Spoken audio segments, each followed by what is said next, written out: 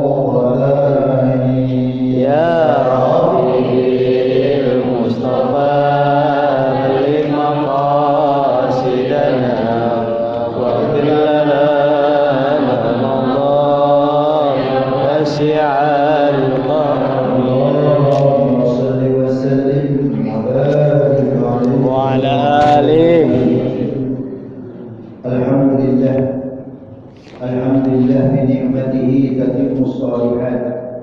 La ilaha illallah qabla kulli syai'. La ilaha illallah ba'da kulli syai'. La ilaha illallah yabqa wa yajna kulli syai'. La ilaha illallah wahdahu la syarika lah. Lahul mulku wa lahul hamdu yuhyi wa yumiitu wa huwa ala kulli syai'in qadir. Asyhadu an la ilaha illallah wa asyhadu anna Muhammadan abduhu wa rasuluhu la nabiyya ba'da.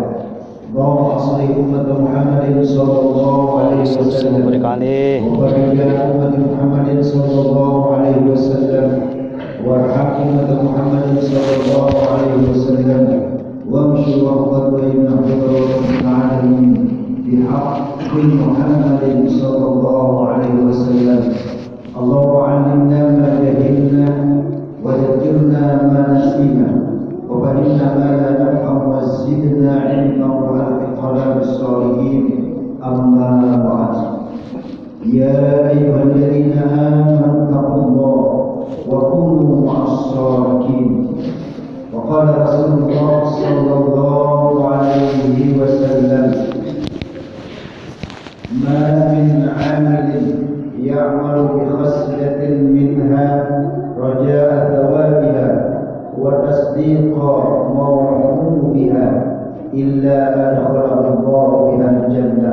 رواه البخاري. صدق الله وصدق رسول الله صلى الله عليه وسلم. إخوان الأخوات sunnah jamaah Majelis Ta'lim Musalla Nurul Iman yang dirahmati dan dimuliakan Allah Subhanahu wa taala. Wabil khusus tentunya yang sama kita muliakan segenap musalla Nurul Iman tentunya dengan doa. Semoga segala yang beliau telah programkan, yang sedang maupun yang akan beliau programkan, semoga semua dijabah, dikabul dan diberikan kemudahan oleh Allah Subhanahu wa taala. Amin. Para sesepuh, para orang tua kami dan seluruh ikhwani minal muslimin wal muslimat hafizahumullah wa rahimakumullah. Kalimat alhamdulillah pertama kali kita panjatkan kehadirat Allah Azza wa Jalla, karena dengan izin Allah pada malam ini kita bisa hadir di musalla Nurul Iman dalam rangka menunaikan salat maghrib berjamaah dilanjutkan dengan thalaqul ilmi. Semoga apa yang telah kita kerjakan, yang sedang maupun yang akan kita lakukan, semoga semua dijaga oleh Allah Subhanahu wa taala. Amin. Salawat serta salam kita curahkan kepada Rasulullah sallallahu alaihi wasallam wa ala alihi wa sahbihi wa man tabi'ahum ila yaumil qiyamah.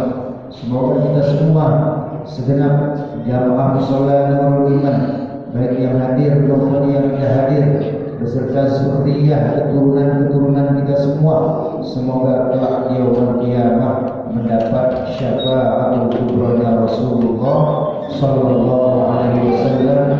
Amin ya rabbal alamin. Hadirin para jamaah yang dirahmati Allah Subhanahu wa taala, taklim kita lanjutkan pada bulan lalu. Kemarin kita sudah menyampaikan bagaimana cara kita membalas kebaikan orang lain. Orang lain yang berbuat baik kepada kita, baik berupa materi ataupun non materi, harus segera dibalas. Kita ngambil referensi kemarin dalam Al-Quran surat An-Nisa ayat 86. Di dalam surah An-Nisa ayat 86 Allah berfirman, wa idza qayyitum bi tahiyyatin fahayyu bi ahsana minha aw rudduha. Itu firman Allah dalam An-Nisa ayat 86. Wahai hamba-hambaku, firman Allah, apabila kalian disuguhkan tahiyatan, makna tahiyatan ini penghormatan, makna tahiyatan ini kebaikan. Jika kalian disuguhkan kebaikan oleh orang lain, baik kebaikan itu berupa materi ataupun non materi, fahayyu bi ahsana minha, maka balas kebaikannya pertama dengan balasan yang lebih. Ya. Kalau ada orang yang memberikan kita penghormatan, ketemu dengan mengucapkan salam, assalamualaikum warahmatullah, maka wajib membalasnya dengan balasan yang lebih, yaitu waalaikumsalam warahmatullahi wabarakatuh. Kalau dia mengucapkan assalamualaikum, waalaikumsalam warahmatullah, pokoknya jawabnya lebih. Habis taklim dari sini pulang, ada yang kasih kita nasi goreng sebungkus, besok balas 2 bungkus, 3 bungkus. Masya Allah. Pokoknya lebih baik lagi. Ini cara membalas kebaikan menurut surat An-Nisa. Kalau nggak bisa lebih, lanjutan ayatnya aurudduha, minimal sama. Kalau orang mengucapkan assalamualaikum warahmatullah, ya jawabnya minimal sama. Waalaikumsalam warahmatullah. Itu minimal itu. Ya. Dikasih kita sebungkus nasi goreng, ya balas lagi sebungkus. 2 bungkus dikasih, ya balas 2 bungkus sama. Yang kurang itu nggak boleh kalau menurut An-Nisa. Ya. Kalau misalnya ada orang mengucapkan assalamualaikum warahmatullah, lalu kita jawab waalaikumsalam, salah. Membalasnya dengan balasan yang kurang. Minimal harus pertama harus lebih, kalau nggak bisa lebih harus sama. Nah, makanya kita sampaikan mengucap salam ini bahasa surga. Ya, harus fasih mengucapkannya. Sebagai ciri khas kita musola nurul imam, ya mimnya ditasydidkan huruf sin. Waalaikumsalam. Ya, nggak boleh ngomong waalaikumsalam, salah. Karena ini bahasa surga. Harus jawabnya waalaikumsalam warahmatullahi wabarakatuh. Itu pertama. Lalu yang kedua, salam itu sebenarnya nggak ada komanya. Kalau ada orang mengucapkan salam, assalamualaikum warahmatullahi wabarakatuh, jelas salah. Ya, karena belum ada koma itu. Seharusnya tugaskan assalamualaikum warahmatullahi wabarakatuh, baru. Beda kalau orang yang nafasnya kurang. Ya, itu namanya rukshoh, keringanan. Misalnya namanya assalamualaikum warahmatullahi wabarakatuh. Oh ya, nafas kan ada orang yang kasih nafasnya panjang seperti orang yang legendaris, ya. Dapat Muhammad Cita. Beliau kalau udah itu baca surah Al-Ikhlas bolak-balik 3 kali, mana saja nafasnya. Itu nafas panjang itu salah satu anugerah. Ada orang yang memang pendek sekali walaupun dia sudah belajar olahraga, ini tetap aja nafas pendek. Ya. Nah, sama dengan baca-baca, makanya wajib di dalam hukum ilmu tajwid berbeda dengan wajib dalam hukum fikih. Ada wajib di dalam ilmu tajwid, bukan berarti kita berdosa kalau nggak baca panjang dan itu. Kalau nafas kita pendek, ya orang misalnya walaupun kalau nafasnya segitu, ya seharusnya panjang walaupun dapat kali disebut harusnya beda. Tapi kalau nafasnya pendek walaupun nafasnya pendek. Amin. Ya, nah itu wajib dalam ilmu tajwid dan fikih berbeda. Ya, jadi itu caranya. Tapi kita harus sunnah wal jamaah. Tidak hanya berpegang kepada Al-Quran, karena sumber hukum yang tertinggi adalah Al-Quran. Itu Al-Quran. Ya, cara membalas kebaikan. Tapi lahirlah hadis-hadis Rasulullah. Sumber hukum yang kedua adalah hadis. Dan satu hadis, dua hadis kita sampaikan pada bulan yang lalu.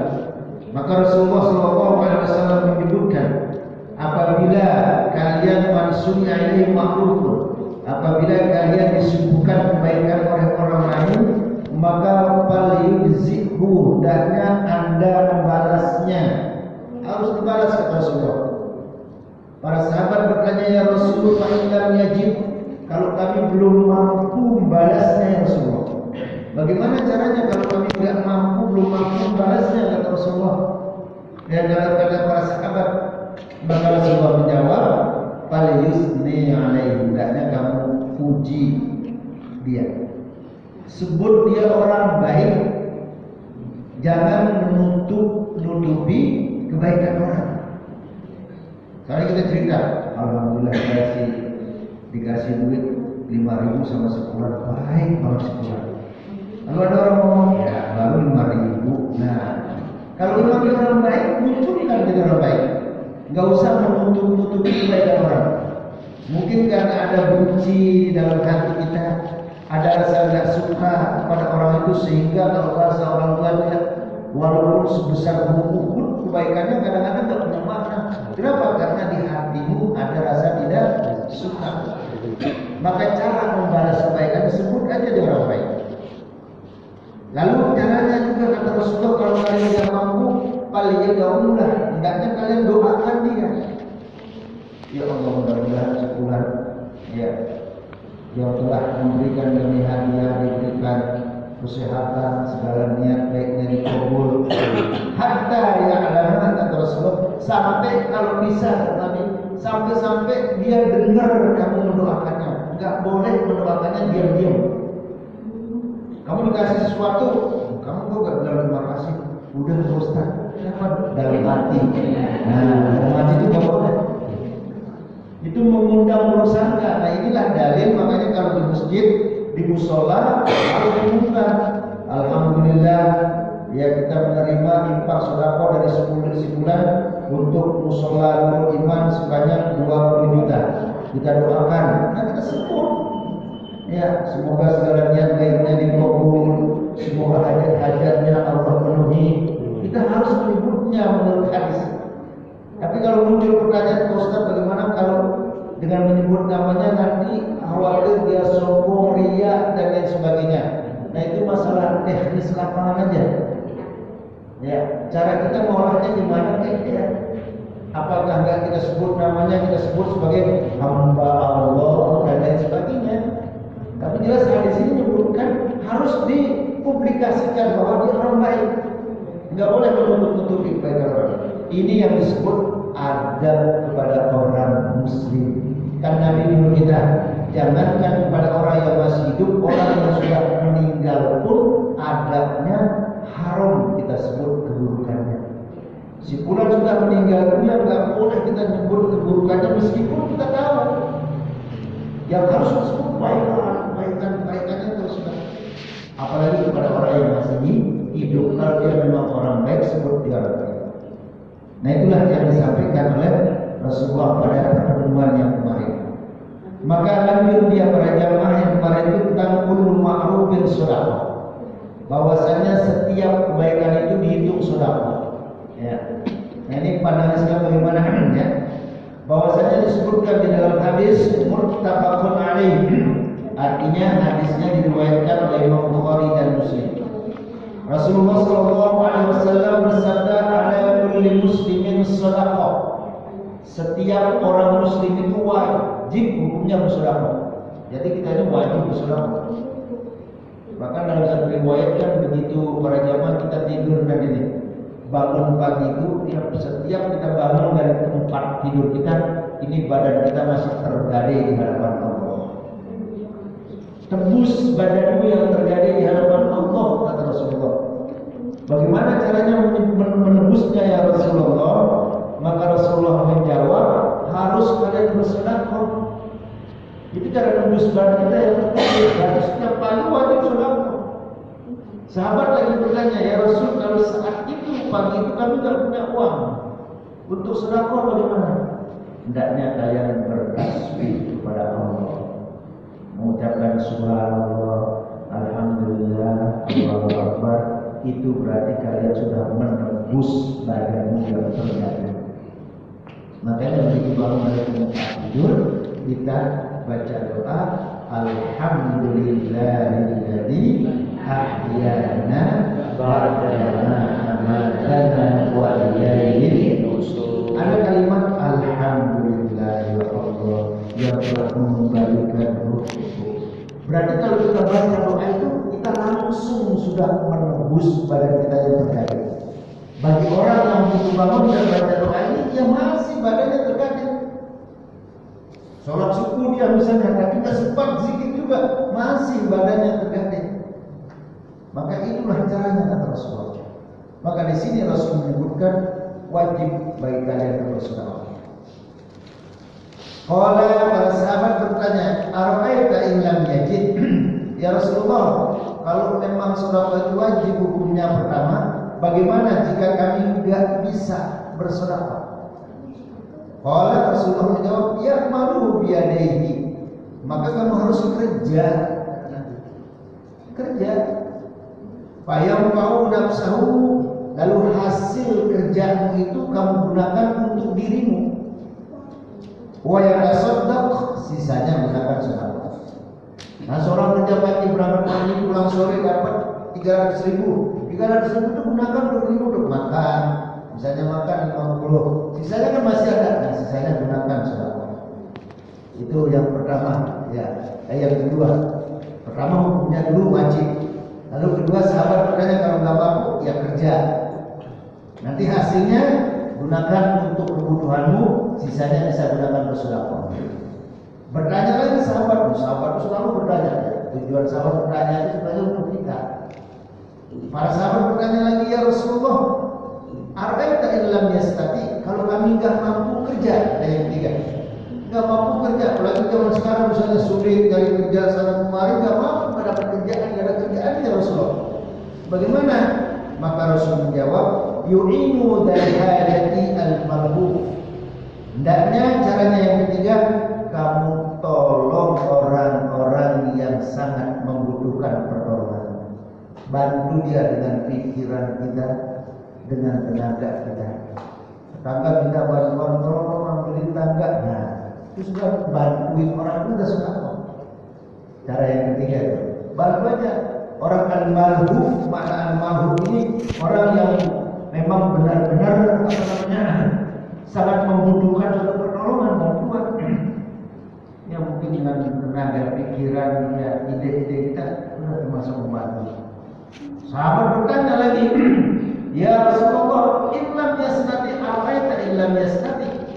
Kalau kami nggak mampu juga, nggak bantu orang ya Rasulullah.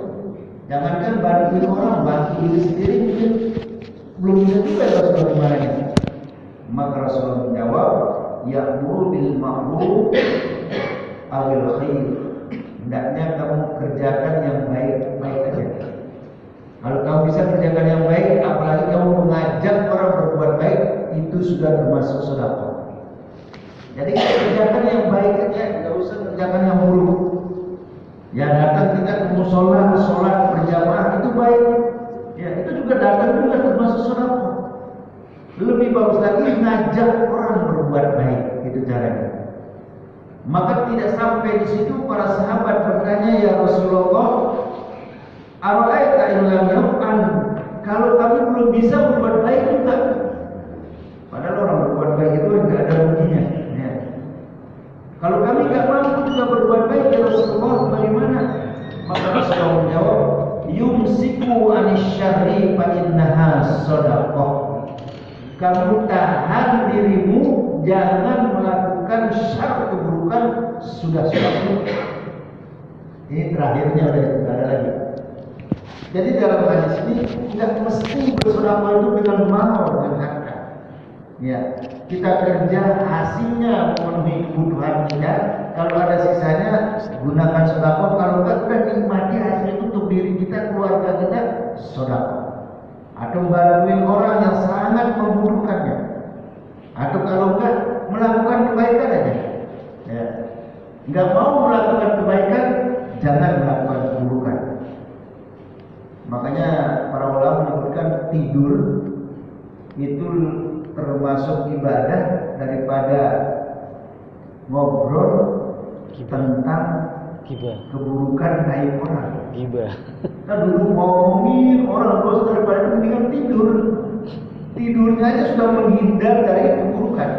Ya, daripada saya nimbrung situ ngobrol tentang si A, tentang si Fulan, ngomongin si Fulan, udah mendingan saya tidur. Nah tidurnya itu adalah ibadah. Ya, dia menyelamatkan diri dari ucapan-ucapan yang lahir pak yang tidak ada manfaatnya. Nah inilah Islam itu para jamaah sangat mudah sekali ya dalam mengamalkannya. Bahkan bab berikutnya menyebutkan al-iktisadu fit ta'ati, bab yang menerangkan tentang sederhana ya dalam ketaatan kepada Allah. Artinya enggak mesti kita maksakan diri gitu. Sesuai dengan kemampuan kita aja.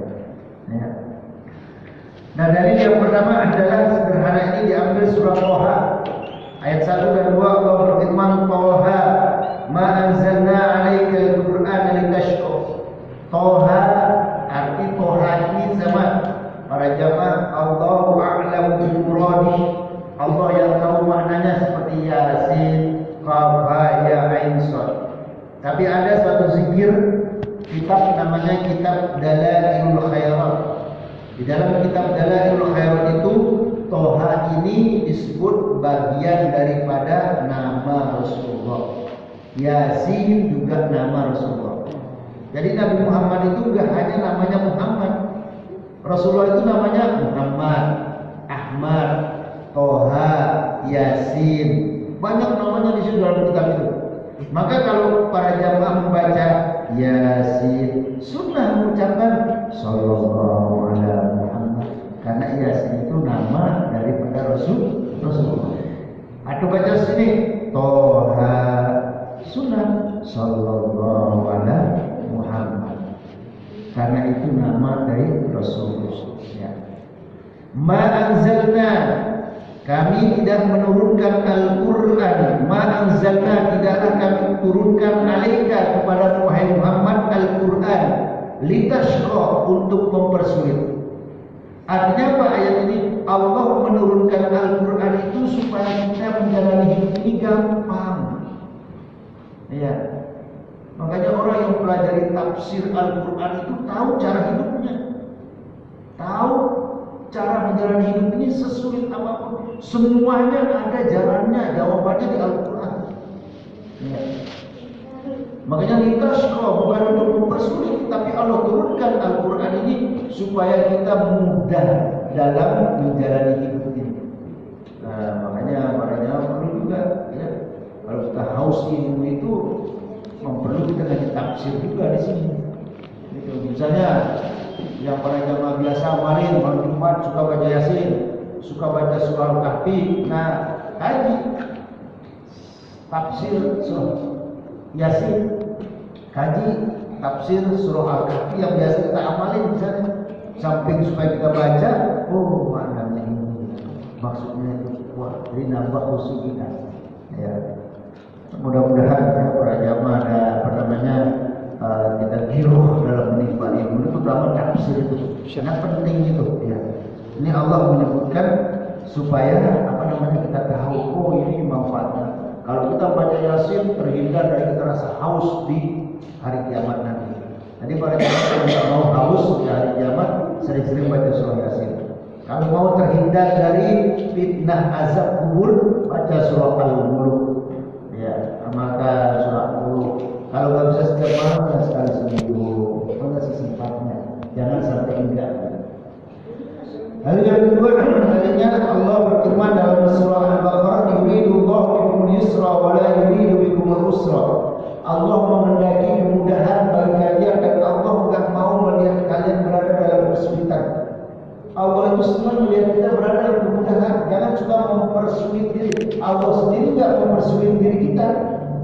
Iya. Kalau saya enggak mampu begini, bagaimana Ustaz? Ya udah enggak usah. Begitu. Mana yang kita mampu, gampang aja. Ya, saya misalnya kalau sholat itu buru misalnya, udah nggak masalah. Zikir saya ini udah nggak masalah. Ya, jadi ya gampang aja.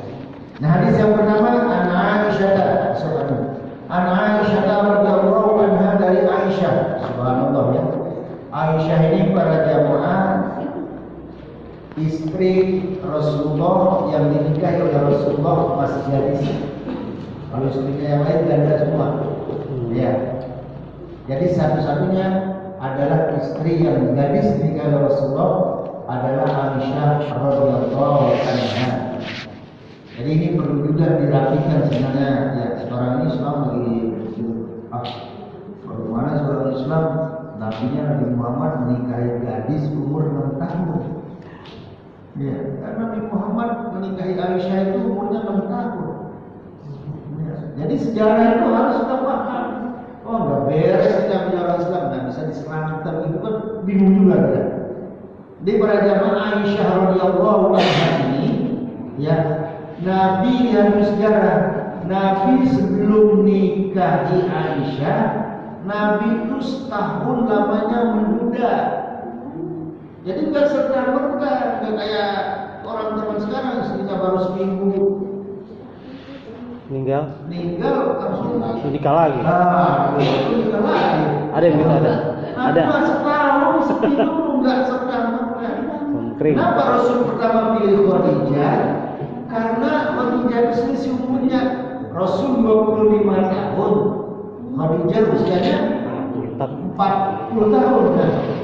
Jauh, tapi Rasul perlu pendamping yang mapan ekonomi, mapan mentalnya, dan itu ada pada Khadijah. Khadijah itu orang yang masyhur di kota Mekah, disegani oleh orang-orang kafir Quraisy. Hampir 2/3 kekayaan orang Mekah Khadijah yang punya. Makanya ketika Nabi nikah dengan Khadijah, nggak ada yang berani nyenggol Nabi. Nggak ada yang berani ludah-ludahin Nabi. Kenapa? Segan kepada Khadijah. Orang-orang kafir Quraisy sudah kita ganggu Muhammad yuk ke dalam Allah. Kenapa? Nggak enak sama Khadijah. Dia kan orang terpandang, dia orang kaya. Terus kalau kita mau pinjam uang nggak dikasih. Nah begitu pikiran orang kafir Quraisy itu kayak begitu. Jadi iya ya, udah kita baik-baikin aja ke suaminya. Nah ini peluang bagi Nabi untuk memperlancar dakwahnya. Ya, itu mapannya dari mental. Ketika Nabi menerima wahyu pertama gemetar, Nabi ketakutan. Tapi istrinya, wahai suamiku, engkau adalah Rasulullah. Allah nggak usah bersedih. Ya, kamu dilantik menjadi Nabi. Nggak usah sedih, meskipun orang-orang kafir Quraisy itu mengumpul majemuk, menganggap itu bohong. Nggak usah sedih. Didampingi, dihibur oleh istrinya. Nah butuh pendamping yang mentalnya kuat. Ya, maka tenang Nabi. Nah kisahnya para jamaah ketika Khadijah meninggal, nah mulai ya, kalau bahasanya apa? Semakin ganas orang-orang kafir Quraisy ini. Udah gak ada yang dipandang. Nah sekarang rasain kalau bahasanya itu. Muhammad suai istrimu Khadijah sudah meninggal dunia. Maka kalau Nabi keluar rumah mau ke masjid, kadang Nabi diludahi, kadang dilempar. Kenapa? Udah gak ada yang dipandang. Di situ masih sulit Nabi Muhammad. Sampai dalam satu sejarah putrinya tercinta Fatimah Zahra, Sayyidatul Fatimah itu ngomong, "Abah, jangan sudah keluar rumah sekarang. Sebab kalau Nabi Muhammad keluar rumah, pulang ada aja bajunya, ya, pakaiannya, pokoknya ada bekas Rusak. yang orang-orang kafir Quraisy kerjain gitu. Ya, nggak tega putrinya Fatimah melihat bapaknya. Akhirnya Nabi memilih dakwah ke Taif. Nah ini perlu diluruskan. Nabi ke Taif itu bukan hijrah, berdakwah. Hijrahnya Nabi itu ke Madinah. Iya. Ya, ke Madinah. Jadi ditemanilah Rasulullah ke Taif berdakwah bersama anak angkatnya bernama Zaid bin Sabit. Zaid bin Sabit ini disayang oleh Rasul karena anak angkat. Saking sayangnya pernah Nabi mau merubah namanya menjadi Zaid bin Muhammad. Boleh. Tapi Allah perintah Allah turun tidak boleh menggunakan nama ayah angkat. Harus nama bapaknya sendiri. Maka berubah lagi Zaid bin Sabit. Nah itu kisah kalau punya anak angkat pada zaman sayang apapun kita nggak boleh. Dia tetap adalah anak angkat, nggak boleh menggunakan nama kita. Ya. Nanti temenin sampai kisahnya masyhur lah di Taif, nggak diterima dicaci maki. Ya. Nah ini dakwah Rasul mulai sulit. Setahun Rasulullah sendiri. Khadijah yang sudah meninggal dunia punya teman, kalau tidak salah namanya Khawlah binti Hakim, datang, "Wahai Muhammad, kamu kan sudah setahun ini, ya setahun menduda gitu. Apakah sebaiknya nikah?" Nah itu tawaran itu.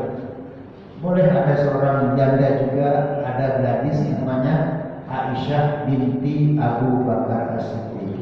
Kamu pilih yang mana aja.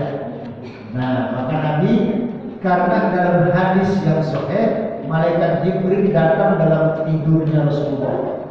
Di dalam tidurnya Rasulullah itu malaikat Jibril datang diperlihatkan foto Aisyah radhiyallahu anha. "Wahai Muhammad, ini istrimu di dunia, ini istrimu juga di akhirat." Sudah tanda-tanda itu datang.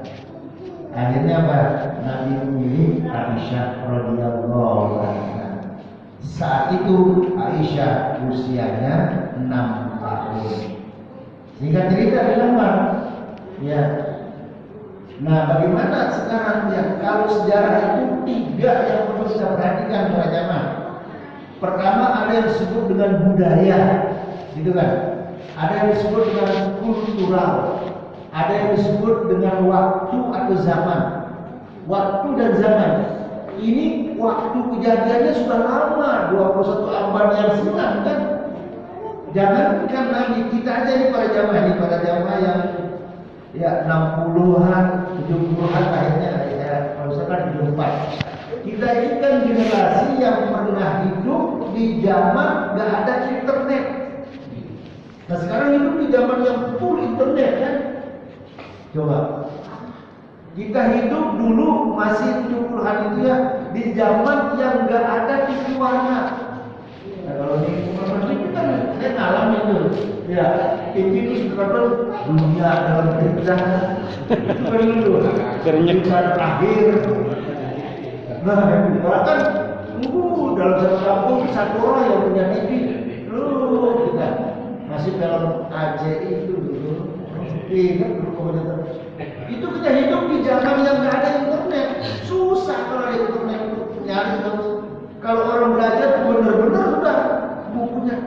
Makanya, nah sekarang hidup kita ketemu dengan zaman yang full internet ya. Jadinya kalau zaman dulu orang benar-benar ilmunya begini. Kalau zaman sekarang gelarnya misalnya panjang, ya ilmunya zaman sekarang copy paste. YouTube. Lah, gampang. Dan dulu nggak ada copy paste, tergantung dulu. Google. Nah kalau dulu, para jamaah masih ingat kalau kita mau sholat, kalau kita nggak ngaji, dipecut kita sama orang tua. Dan kenapa? Coba 2025 pecut anak nggak ngaji. Polisi. Nah, dituntut kita. Itu sejarah itu apa namanya dipengaruhi oleh waktu, zaman. Nah Nabi nikahi Aisyah itu zaman berapa abad yang silam kejadiannya. Dan dalam sejarah sebelum Nabi melamar Aisyah, Aisyah udah ada yang melamar duluan. Berarti usia 5 tahun ada yang melamar. Kalau bahasa apa itu Mut'im bin Adi ada Mut'imnya. Itu namanya. Makanya ketika Rasul melamar Aisyah, bapaknya Aisyah, Abu Bakar Siddiq datang ke Mut'im. Wahai Mut'im, bagaimana ini urusannya? Gitu. Lanjut kayaknya sama Aisyah, kan lu sudah melamar. Ya lanjut kata Mut'im. Tapi dengan syaratnya nanti Aisyah ikut agama saya. Ternyata dia agama Yahudi. Ya agamanya orang kafir Quraisy, murka Abu Bakar diputuskan saat itu lalu diterima Rasulullah Sallallahu Alaihi Wasallam. Maka menikahlah ya usia 6 tahun. Itu dipengaruhi sejarah itu dengan waktu. Sekarang budaya ya. Kalau ini kan kejadiannya di mana? Di Mekah kan, di Saudi itu, di Arab Saudi kejadiannya. Kalau di Indonesia ada orang nikahi gadis 6 tahun, ya bertentangan dengan budaya Indonesia.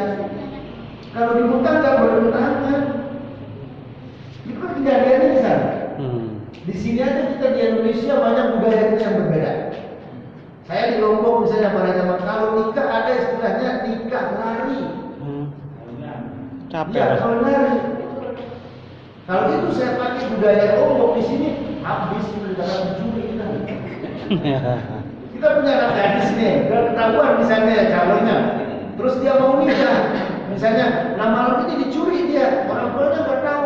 Kita suruh orang bertiga, ya, nah dia, nama. Terus sampai Isa misalnya, kok anak saya nggak ada ya, anak gadis saya di mana ini? Nanti ada. Sampai jam 9, 10 belum pulang, berarti udah kalau jam 10 lebih berarti benar dia sudah dicuri. Berarti jadi nikah. Itu caranya nikah. Enggak minta. Sebab kalau kita minta di sana, saya minta ya mau nikahin putri bapak. Emang anak saya kambing dong minta. Ngomongnya sama. Budayanya. Ya, budaya Indonesia saja berarti anak di barat gitu kan. Ya. Nah, di Saudi itu ya di sana itu kalau menikahi gadis 6 tahun, kalau di budaya Indonesia yang bertentangan dengan budaya kita. Tapi kejadiannya di sana, bukan di Indonesia, enggak bertentangan. Buktinya usia 5 tahun ada yang melamar Aisyah duluan. Lalu yang ketiga penyebabnya itu kenapa? Nah, yang meminang Aisyah ini sosok insan yang mulia. Namanya Rasulullah, bukan sembarang laki. Sekarang anak kita mapan misalnya, gadis kita mapan usianya 25, 30, mapan sekali. Tapi kalau jatuh di tangan laki yang nggak beres, kita juga mikir-mikir terakhir dia kan. Tapi kalau sudah ketahuan laki-laki itu baik, bagus, apalagi tanda kutip namanya Rasulullah, udah nggak ada khawatir. Ya. Nah jadi berarti ini ya, berarti nggak bertentangan. Kenapa Rasulullah menikahi Aisyah? Lalu ketika nikah dalam usia 6 tahun, nggak langsung satu rumah. Pas usia 9 tahun baru satu rumah dengan Rasulullah. Nah sekarang lagi yang menulis di situ yang benar. Begitu Rasulullah bersama satu rumah dengan Aisyah usia 9 tahun, mohon maaf enggak terjadi hubungan suami istri, hanya satu rumah saja. Itu sejarahnya yang benar, jangan diserongkan sejarah. Ya, apa bahasanya dipelintir sejarah membuat nanti kesana Nabi waduh dipojokkan di dalam Islam. Enggak, 9 tahun usianya Aisyah satu rumah sama Rasulullah, tapi persis hubungan Rasulullah dengan Aisyah sebagaimana hubungan orang tua dengan anak. Dibiarin Aisyah kadang-kadang main di kota Madinah sama-sama anak gadis kecil. Ya, ayo ke maghrib Aisyah pulang, gitu kayak orang tua kan manggil anaknya. Gitu. Bahkan kalau sering di masjid ya yang makamnya Rasulullah itu kan rumahnya Rasulullah. Kalau ada orang-orang kafir Quraisy kan suka lomba-lomba ini. Aisyah sering ngintip itu, ya ngintip perlombaan, dan keluarnya perlombaan khusus yang laki. fitnah. Akhirnya apa? Oh, saya ingin melihat dia ya Rasulullah. Naik di pundaknya Rasulullah Aisyah. Maka mengintip aja dari rumah tinggal. Dibuka jendela sedikit, dilihat Aisyah. Sampai pernah kerindukan Nabi.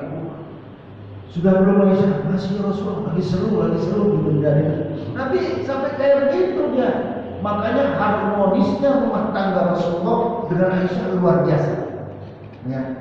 Kalau Aisyah itu mau cerita kepada Rasulullah persis kayak anak mau cerita ke orang tuanya itu menunggu. Ya.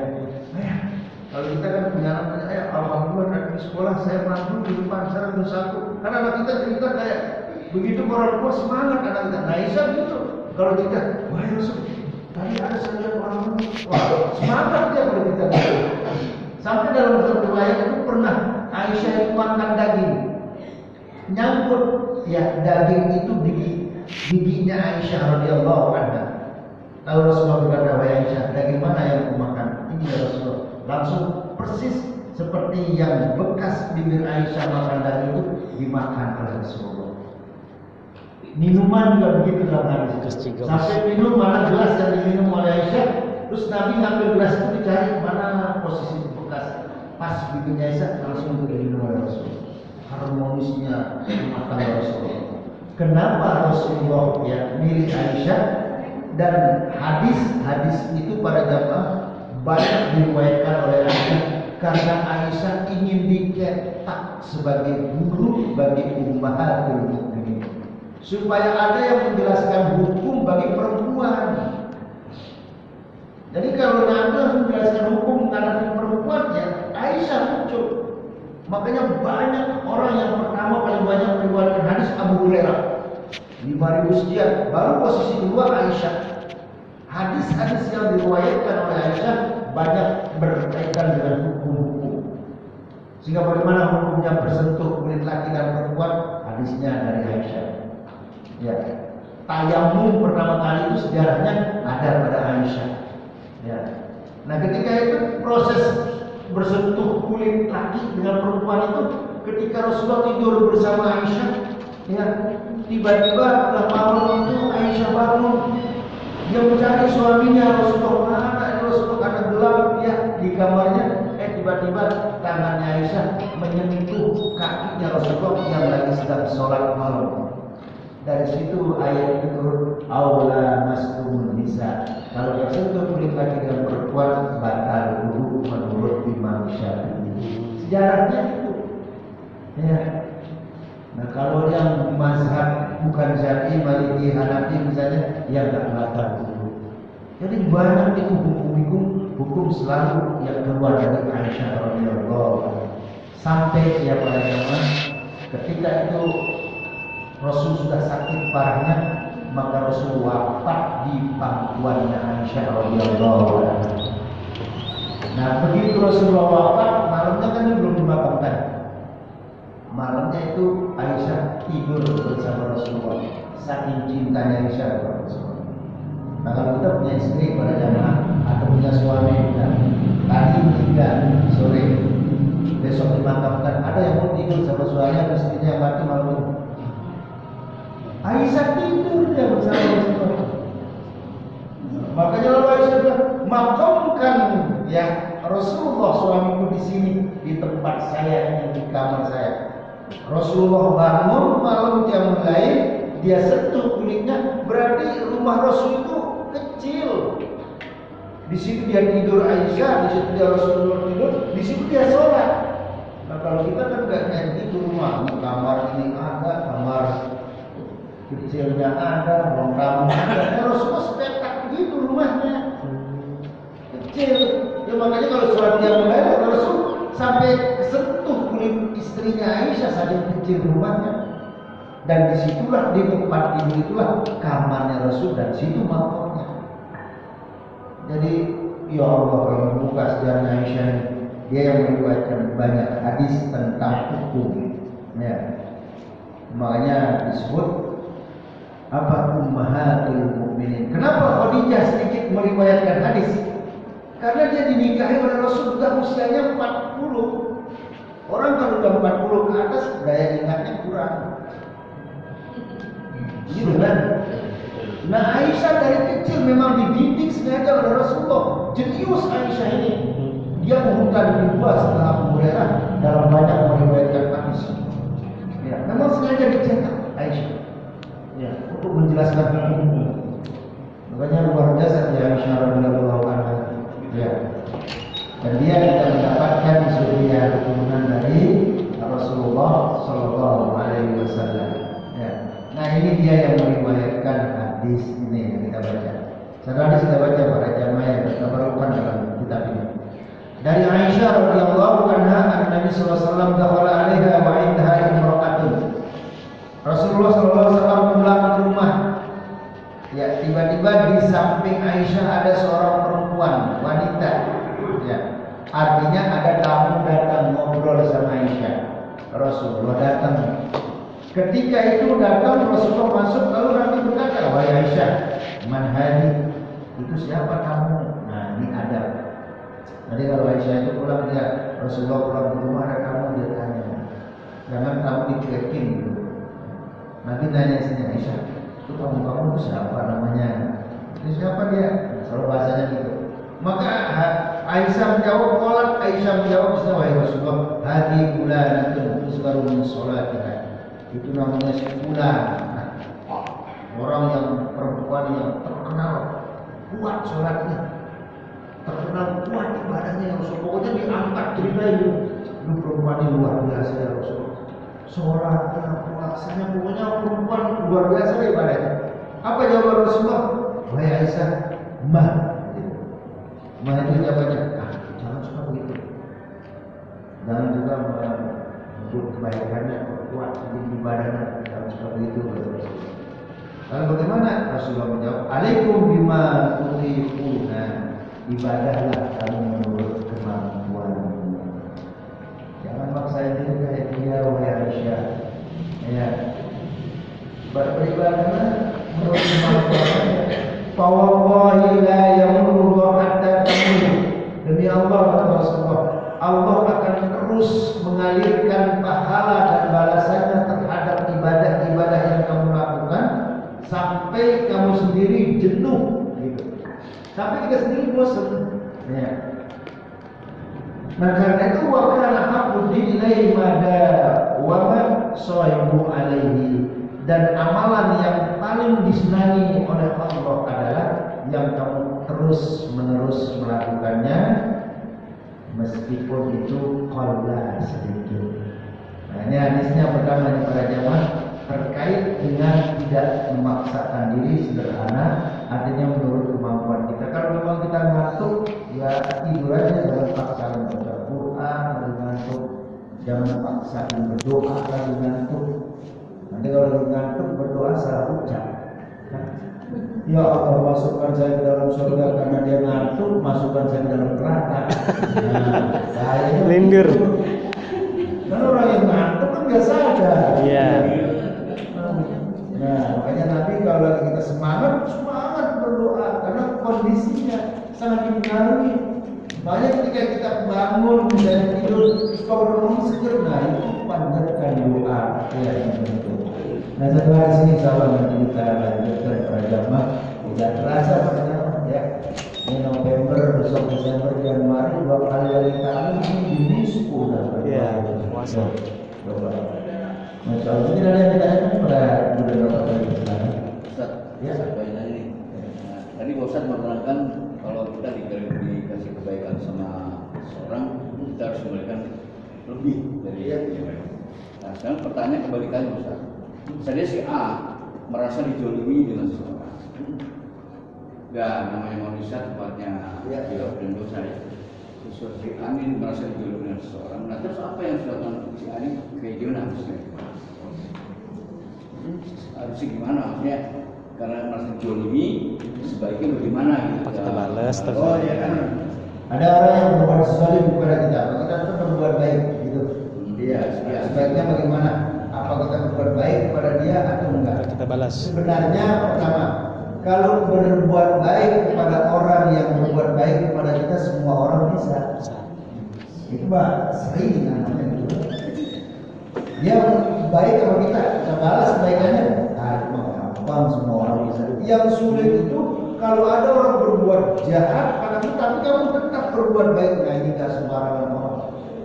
Ini yang paling tinggi pahalanya ini.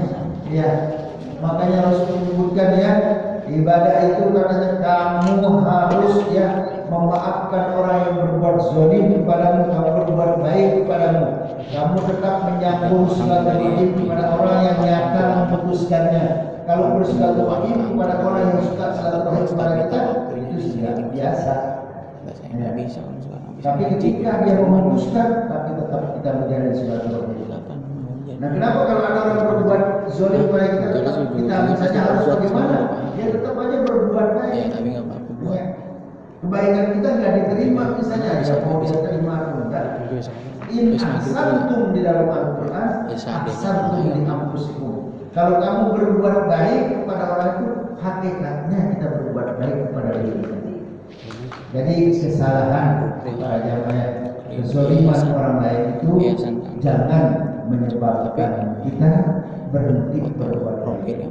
Berarti kata kuncinya para jamaah tetap berbuat baik meskipun kebaikanmu tidak dibalas oleh orang itu. Jadi tetap berbuat baik meskipun kebaikan kita tidak dibalas oleh orang itu. Kenapa? Karena Allah Maha melihat pasti mungkin akan dibalas oleh orang lain, bukan orang itu. Jadi tetap kebaikan itu akan Allah balas. Kita berbuat baik kepada sekurang, belum tentu sekurang bisa membalasnya, mungkin melalui orang lain. Itulah cara Allah. Ya. Jadi dari sini nggak boleh kita berhenti berbuat baik, karena kebaikan itu akan dibalas oleh Allah. Mungkin dia nggak membalasnya, tapi orang lain. Ya. Ada lagi. Ya. Kita berbuat baik. Tapi maaf ini sebelumnya. Ya. Kita itu sudah berbuat baik kepada misalnya tetangga lah gitu ya. Tetangga kita udah baik. Terus tapi kita nggak tahu agamanya apa. Pun kalau kata orang Jawa dadak tanggung kalau kata orang sini. Kemudian kita sih udah berbuat baik, berusaha baik, tapi kebaikan kita itu dibalas dengan tidak baik, ya hanya menimbulkan fitnah, ya kan, fitnah. Itu menghilangkan dalam hati juga. Kadang-kadang kita mendoakan tidak baik, kita cuma aja mintanya, gua minta maaf sama lo, sebenarnya, tapi sampai saat ini tidak ada yang minta maaf. Jadi kita kayaknya ikhlas. Baik.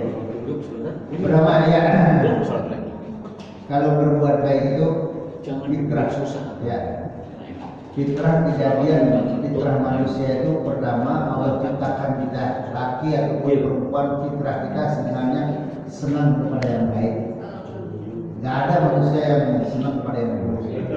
Itu fitrah manusia namanya pertama. Cinta kepada kebaikan itu fitrah manusia. Nah lalu yang kedua, karena fitrah manusia itu senang kepada kebaikan, Nabi itu ya contoh ya bagi kita, bukan hanya Nabi berbuat baik kepada sesama muslim, kepada sahabat, kepada orang Yahudi. Dan ada gara-gara orang masuk Islam itu ya dia karena kebaikan Rasulullah. Ya. Nah jadi kalau kebaikan itu malah kita yang hati-hati. Kalau ada orang yang non muslim baik sama kita kasih kita makanan apa, karena ada dalam Islam itu hukumnya di kalau mau apa namanya nyawa dipotong dan baca nama Allah hukumnya bangkai. Itu kan harus malah kita yang hati-hati. Tapi kalau bagi dia kita mau kasih ini maksudnya nggak kenal itu bangkai apa dimakan aja. Nah itu kan. Lalu yang selanjutnya kayak tadi ya berbuat baik. Pertama tanamkan. Kita berbuat baik jangan mengharap untuk dibalas. Betul. Itu kan tandanya orang bahagia itu 4 mas panjang ya. Di antara tanda orang bahagia itu kata Rasulullah, lupakan kebaikanmu, apalagi kalau berharap untuk dibalas. Iya betul. Nanti kalau berbuat baik, udah berbuat baik sama dia, udah lupain aja udah. Apalagi jangan sampai jangan sampai kita ingin dibalas kebaikan itu dengan kebaikan ketika kita berbuat baik, berbuat baik kepada dia. dia mau balas atau enggak, tapi yang jelas Allah akan balasnya melalui yang lain. Mungkin dengan diberikan kita ketenangan hati. Nah itu cara Allah balasnya. Tenang. Orang yang selalu berbuat baik itu jiwanya tenang. Orang yang berbuat dosa selalu gelisah. Itu namanya dosa. Bedanya dengan kebaikan. Kalau kamu berbuat baik akan memunculkan ketenangan dalam hati dan pikiran. Tapi kalau kamu berbuat baik buruk, itu yang membuat kita gelisah, nggak tenang, resah. Kenapa sih resah? Nah, karena perbuatannya buruk. Jadi itulah yang Allah berikan. Lalu di antaranya orang berbuat baik itu diberikan dia kekuatan. Kekuatan artinya apa? Punya masalah dalam hidup ini. Semua kita punya masalah dalam hidup ini.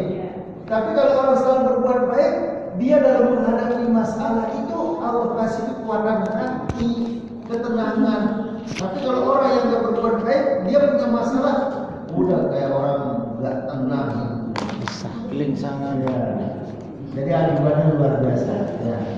Nah semacam itu insya Allah mulailah kita mengikhlaskan berbuat baik kepada siapapun, mau dibalas atau enggak terserah Allah. Karena ini kebaikan, saya senang aja berbuat baik. Ada orang yang kamu berbuat baik kepada saya, udah senang aja saya berbuat baik. Saya senang aja bantuin orang. Ada orang saya punya tambah pindah-pindah gitu ya. Kamu kok bantu dia? Nah, saya senang aja bantuin orang. Ada orang yang jawabannya simpel kayak gitu. Senang aja bantuin dia. Nah, dia kan gak baik sama kamu. Nah, pokoknya gak baik. Kalau dia udah bantu, saya bantu aja, senang aja. Tuh. Nah, itu kalau udah begitu luar biasa makhluk hatinya dari itu. Nah, kita berdoa kepada Allah. Ya. Jadi membuat fitnah sebelah-sebelahnya. Jadi udah baik itu udah baik. Jadi kita hanya di sini. Itu seserah alam ya. Iya. Kita cuma perhatian lah. Tapi jadi yang biasa kita bertemu sama, hai gitu kan. Kadang-kadang kita gitu. Kita kan gak enak. Akan gitu aja intinya sih. Oh iya. Nah kalau muncul suatu fitnah nanti akan ada apa namanya saatnya yang dalam doa kita begitu kan. Allahumma arinal haqqa warzuqna ittiba'ah. Ya. Kita mungkin kebaikan terus dia berfitnah ke sana kemari. Ya udah. Dalam hadis itu ada seorang sahabat namanya itu bab sabar itu ngadu kepada Rasulullah, ya Rasulullah, saya masuk Islam malah saya disetrum, malah saya dipukul oleh orang-orang kafir Quraisy, dijemur saya karena dia pandai besi, dibakar tubuh saya dengan besi ya Rasulullah. Kenapa kamu nggak berdoa sih ya Rasulullah? Doain aja biar Allah langsung balas. Itu jawaban itu pertanyaan sahabat itu. Dalam hadis Bukhari Muslim itu. Ya, kata Rasulullah, kamu sabar. Orang para nabi sebelum kita lebih parah ujiannya. Kamu masih bukan seberapa nabi. Masih ada orang yang lebih parah. Kamu masih baru dijemur, baru dihukum ya pakai besi yang mendidik badanmu demi untuk menjaga iman. Nabi sebelum saya parah ujiannya. Jadi sabar. Mungkin itu salah satu. Kalau tadi munculnya pindah sana sini, ya mungkin itu salah satu ujian kita berbuat baik. Satu lagi. Mau nanya Ustaz. Jadi sekarang kan lagi fenomena ya. Kalau kita ngeliat di kantor biasanya cewek berhijab. Dia jadi MC, tapi dia semua tuh Assalamualaikum warahmatullahi wabarakatuh, Shalom, nama budaya, Om Swastiastu, begitu lah. Itu hukumnya apa Pak Ustaz? Oh iya. Nah, pertama kita di Indonesia bukan negara hukum. Iya. Situasinya, kalau misalnya dia berkaitan dengan instansi dimaklumi. Kalau agama kontemporer itu silakan aja.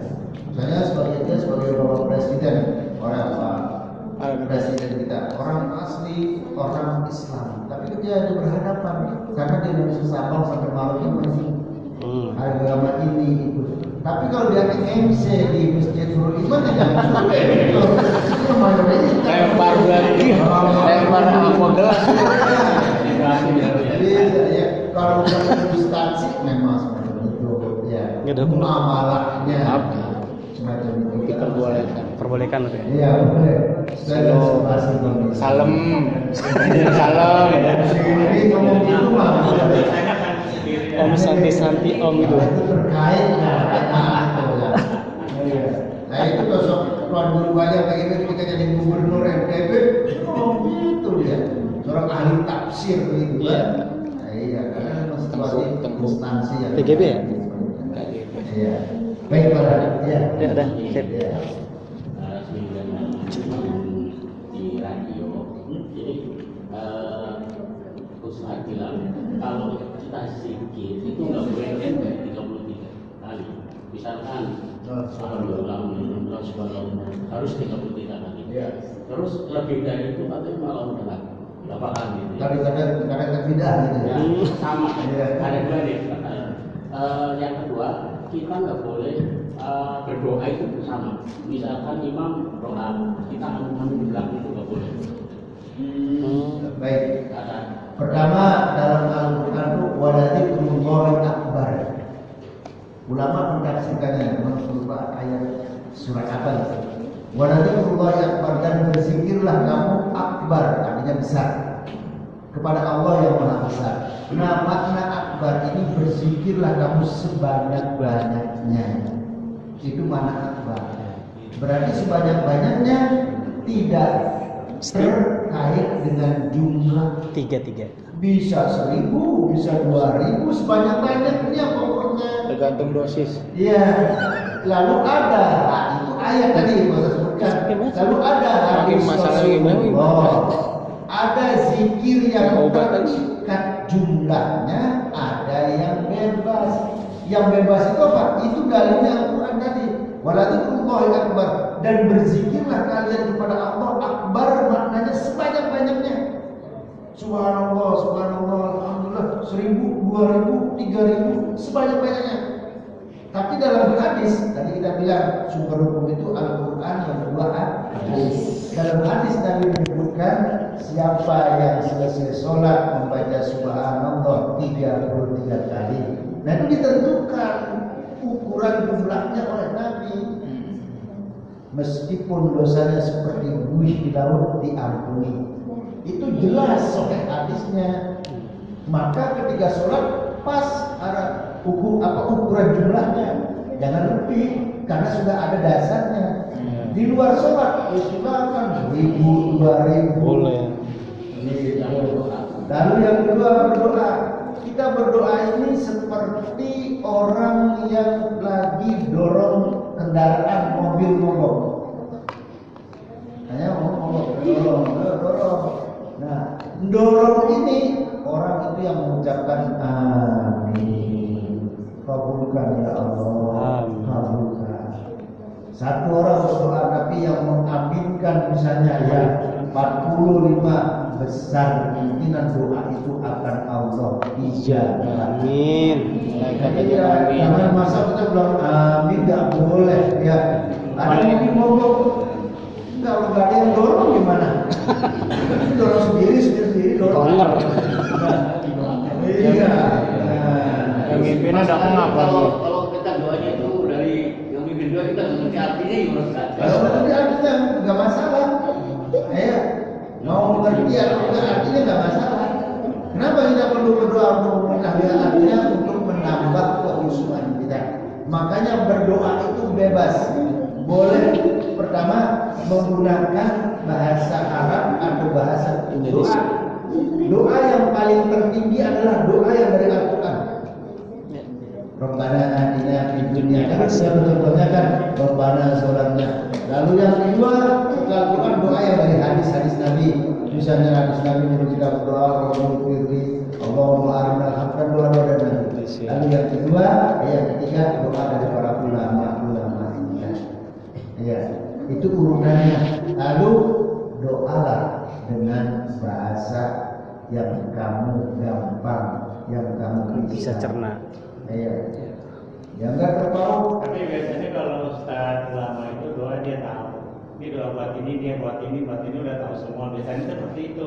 Jadi nggak perlu diartikan juga kita udah tahu dia gitu maksud. Biasanya seperti itu yang saya ngerti.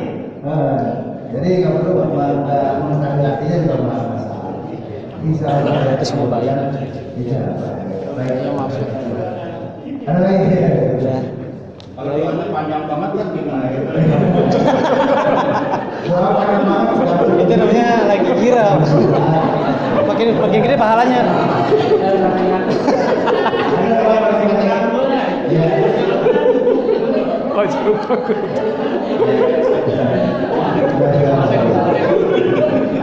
Jadi untuk perlu ditulis. Nih, kayaknya bapak-bapak musola atau imam Pak Ustadz ada dalam kitab Ahlus Sunnah wal Jamaah, nama kitabnya itu. Ada doa paling pendek, jadi nggak perlu lagi dah doa banyak. Doa pendeknya bunyinya Allahumma innaka ta'lamu ma urid. Ya Allah, Engkau tahu apa yang aku mau. Udah. Singkat dong. Dah. Al-Fatihah. Banyak banget maunya kita. Iya, Allah.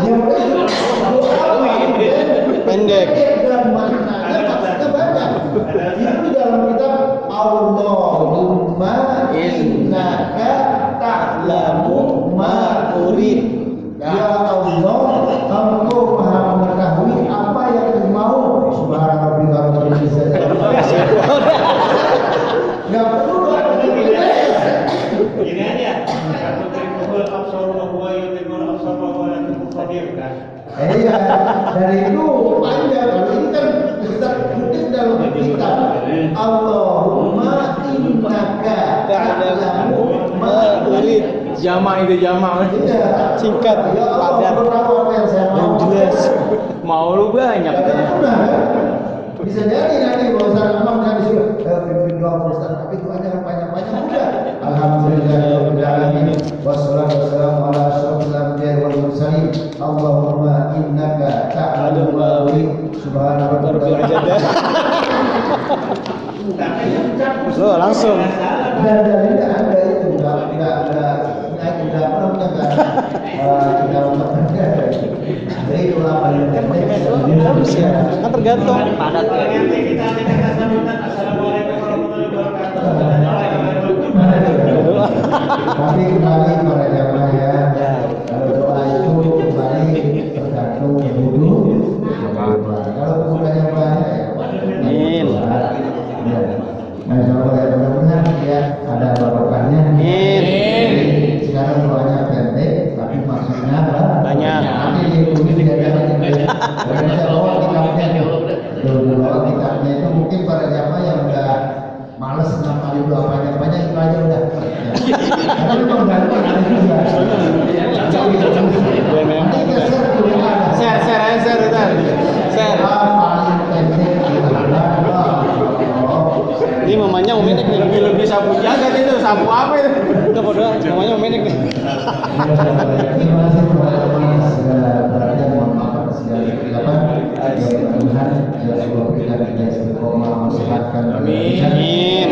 dan kabul dan mudah-mudahan akhir hayat kita husnul Khatimah. Al-Fatihah. A'udzu billahi minasyaitonir rajim. Bismillah. Bismillahirrahmanirrahim. Alhamdulillahirabbil alamin. Arrahmanirrahim. Maliki yaumiddin. Iyyaka na'budu wa iyyaka nasta'in. Ihdinas siratal mustaqim. Siratal ladzina an'amta 'alaihim ghairil maghdubi 'alaihim waladdallin. Amin. Terima kasih atas segala perhatian untuk taklim dan membaca Al-Qur'an majalis.